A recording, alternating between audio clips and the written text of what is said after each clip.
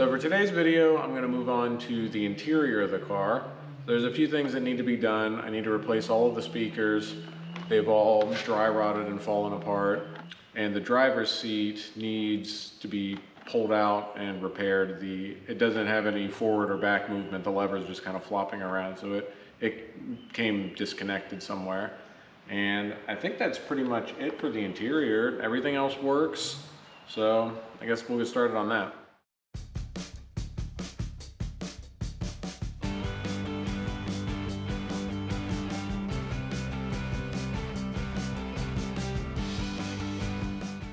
Now here we are with the driver's seat. The issue we have is that the lever is no longer connected to anything that moves the seat forward and back. And looking under here, let me try to grab the camera. So if we look under the seat, I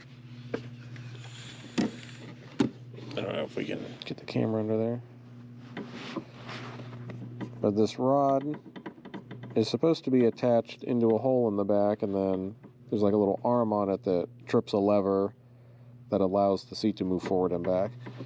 So it looks like all I have to do is undo these two screws here, and then I can drop the rod down and put it back into its place, and hopefully that'll fix it. Well, I fixed it once and then it broke again. So this lever is actually for lowering the rear of the seat, so it pretty much tilts the back of the seat down.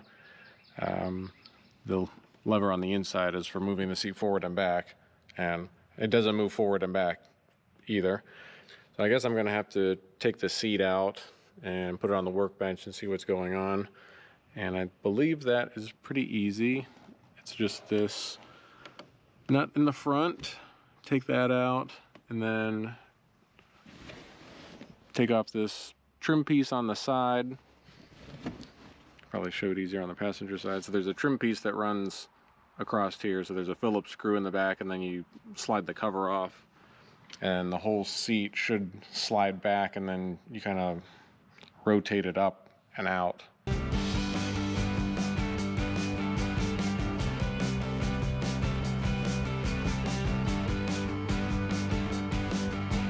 After inspecting the seat, I've got an idea of why it's not working so well, and of course I'm going to have to order parts. So this is a little piece that sits down here in the front. It hooks over the lever arm that you pull, and it's a pin that runs through the track and sits there. So as you pull the lever when it's working correctly, when you pull the lever, it pulls the pin and allows the seat to move forward and back. But this thing has some really old grease or something on it, and it was almost completely bound up in the car. So I had to take a punch and a hammer to knock it out. And at that point, I still couldn't get the seat to move. And I just sprayed a whole bunch of WD-40 in the track and then sat in it and gave it a good shove, and it finally came out. And I found that the plastic glide here is broken on the one side, so I'm guessing it was kind of just bound up in there crooked and didn't want to come out. I've got so I'll have to order that stuff, but I do have the recline kind of back together. This bracket here was bent a little bit, so it was bent back a little bit, so if you would pull on this too hard and try to like over travel it, it would just kind of pop out of the bracket there. So you can give it a decent pull now, and it hasn't come out yet. So I guess that part's fixed. I'm ready to put the seat back together. Fast forwarding a week. ECS Tuning had the seat glide and these bushings in stock. So this is the old style. It just has this I don't know, this feature on one end, where the new ones have the feature on both ends, and that helps to hold. I've already installed this one. It helps to hold the little plastic bushing on both sides of it, so it can't work its way forward or backwards. And now that I've got that in there, the seat height adjustment works well. This isn't trying to work its way forward and pop the bar out of the back. So I'll go ahead and replace the bushing on this side and put it back together. This is for the seat forward and back. And after I do that, the seat should be ready to go back in. I cleaned up all the tracks and re-greased them. Cleaned up this area in the front where the seat mounts and re-greased it. Greased the pin so it works freely. This seat has definitely been out before, probably for somebody to try to repair it, and they just said, screw it, it's good enough. I found this return spring laying under the seat. When I took it out, the seat belt was unplugged, and then yeah, we've got a few broken pieces, like those seat glides, so I'm assuming the seat wasn't working, somebody took it out, couldn't figure out how to fix it, and then just put it back in. But we'll fix it this time so it actually works.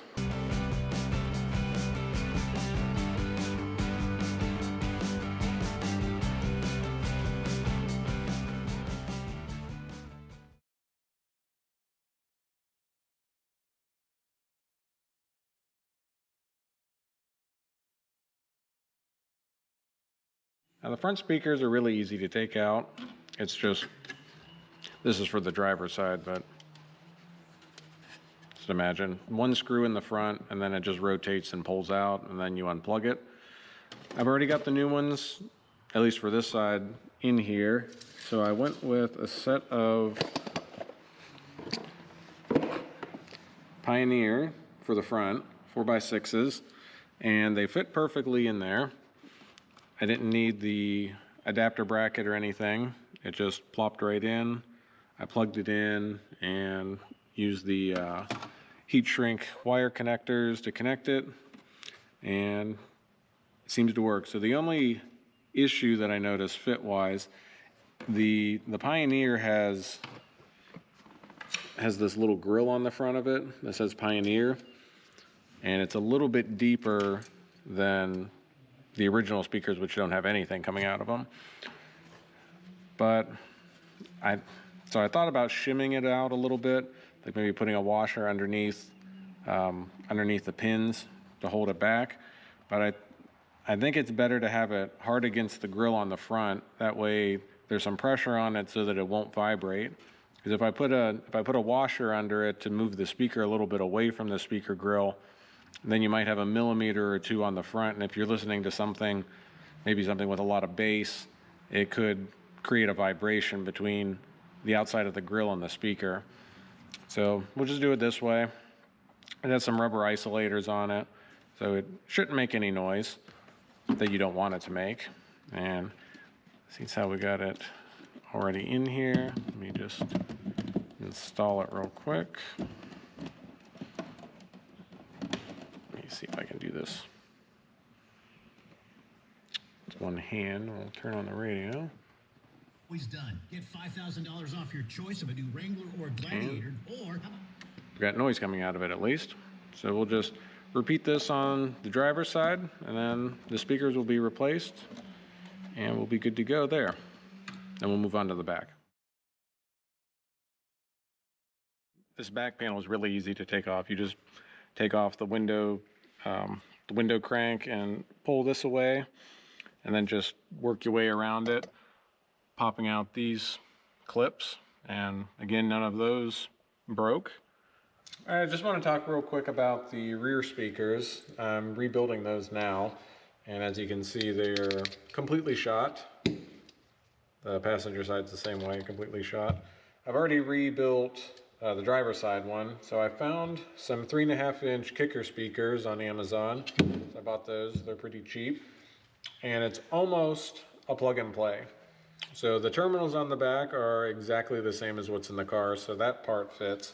But the cone here is slightly larger than the hole. So it doesn't look pretty, but I took the grinding wheel and went around it and then filed it down, and it fit in there pretty nice. All right, I finished chunking out the bracket here, and our speaker fits.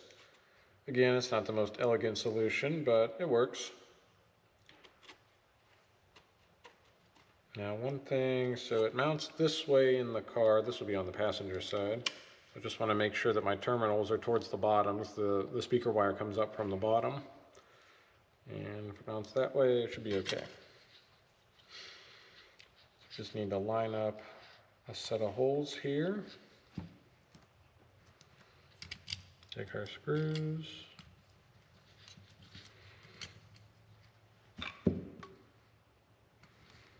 Get one set started.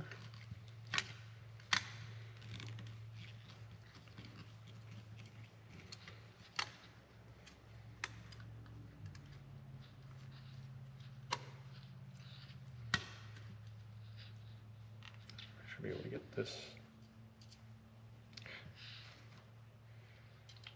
Should be able to get this to line up over here.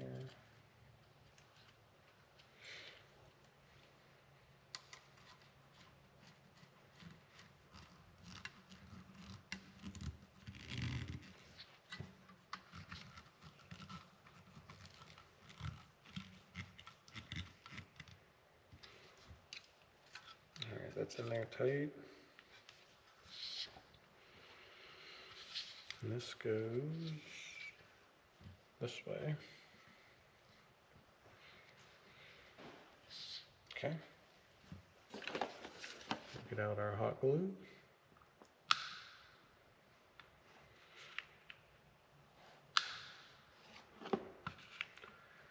It's probably a good idea not to use super glue because that tends to eat foam. So you want to stick to something more like hot glue.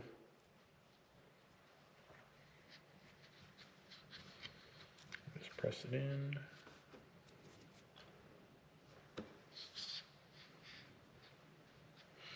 And the other side is done already, and it's cooled, and works perfect. Installation is very simple. Just plug in our wires, and the speaker has a wide terminal and a narrow terminal, and the car has a wide terminal and a narrow terminal, so you can't get it backwards. The only thing, I need to get a pair of pliers and there, squeeze down these terminals. The OEM speakers were a little bit thicker gauge on the terminals.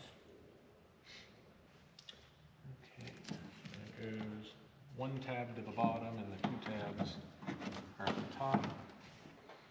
And slide it behind the side panel, or this rear trim panel.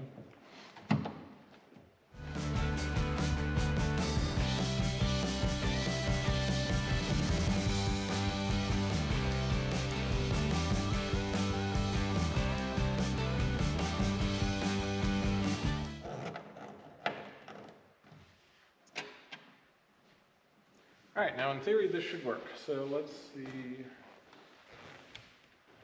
I may not have any radio reception in here, but let's see.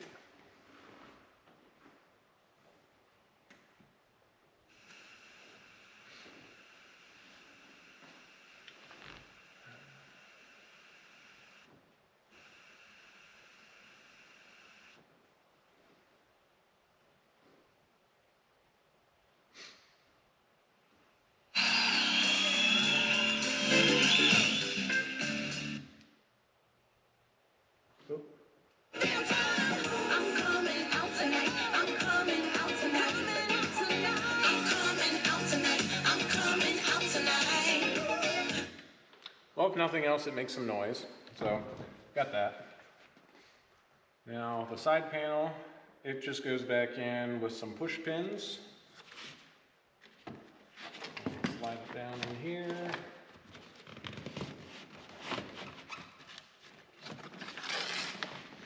Make sure the seat belt is on top of it.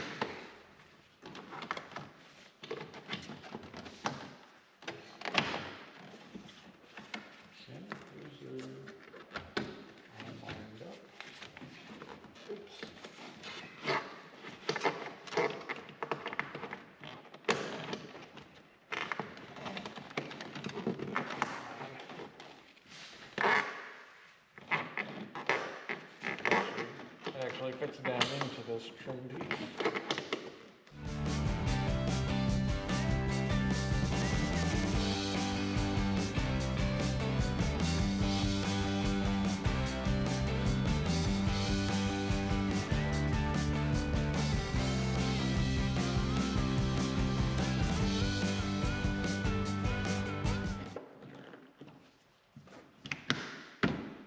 Okay.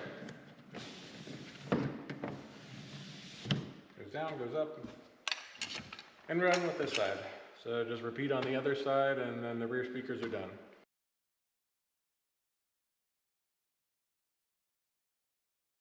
So I've already got it pulled out here, just a couple pieces of wire in there and then wiggle it around and it pulls out.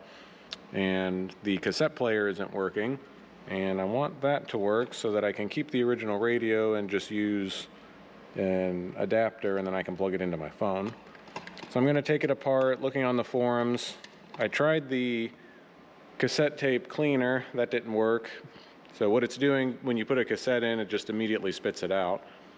So the other thing, besides running cleaner through it, I saw people said to take apart the case and look to see if there's any broken bands in there. It's a little bit backwards, but I've got the radio working now with my auxiliary adapter. And if we appropriately turn on 80s on 8. Asking me, girl, in this lonely world.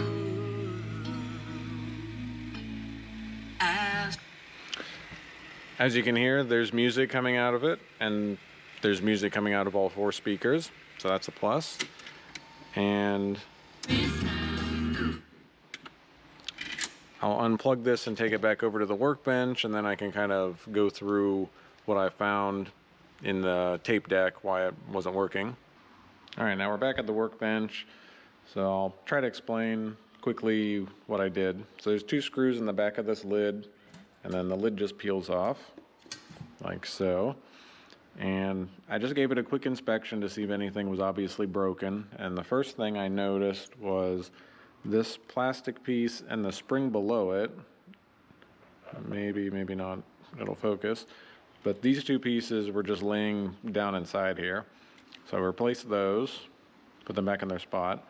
And then I just took a cassette and was trying to manually operate it. So I put the cassette in, and then when you put the cassette in, it trips a lever which tells this carrier to start moving. And when it's working properly, the carrier pushes down on this lever, which activates another lever which allows the tape to fully seat. But before I was able to fix it, it would get to about there and stop. And then it would just kick the tape back out.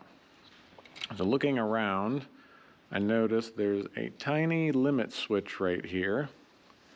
And if the carrier is all the way back, it trips that limit switch, and I suspected that it would work. So now I needed to find the reason why it wasn't allowing the carrier to go all the way back. So if I pull out the cassette here, there's a lever right over here that, let me step back a second. So there's 2 arms here that are kind of in a V shape now. And when this lever goes down, it pretty much unlocks them so that they can lay flat, and that takes the cassette all the way down to the bottom of the deck. And what happened, there's this little plastic roller that's kind of busted up.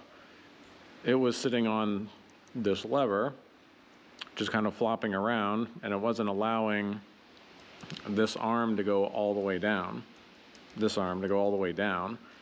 So by not allowing that arm to go all the way down, it was jamming up the tape there, not allowing it to trip this limit switch, and then it was not happy, so then it would just eject the tape. So by fixing those couple things, I don't know if this roller is important or not, but I just took it out. And as we saw a few minutes ago, it works. There's no issues. It plays. So I guess we'll just roll with that. Got the radio back in its spot, still working. So with that, the interior repairs are complete. And I still have to detail it, clean the seats up and stuff, but it's really not that bad. It shouldn't take too long, and I'll do that in a separate video when I detail the exterior. So for now, interior's done.